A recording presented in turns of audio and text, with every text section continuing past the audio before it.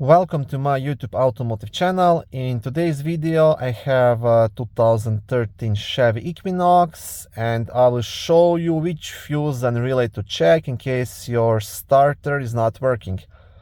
This video will apply to Chevy Equinoxes made from 2010 all the way up to 2017. Both the fuse and the relay will be located in the main fuse box under the front hood, which is located right here. Now to lift this cover you will have two black tabs, one on this side, one on the opposite side. So you want to press and lift up to unlock it.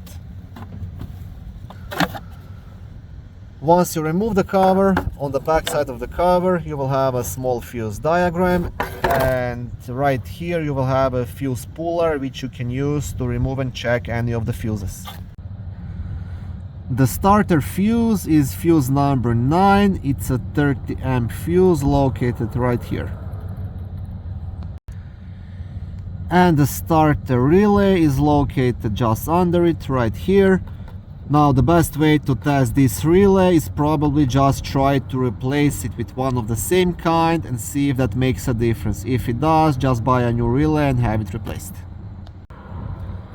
In case both the fuse and the relay prove to be good, then you'll have to do a bit deeper diagnostics and start looking towards the starter itself or the possible wiring issue.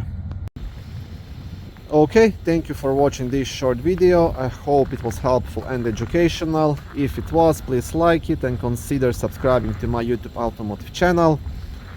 On my channel there is lots of how-to videos, do-it-yourself videos, car reviews, product reviews and other similar automotive topics.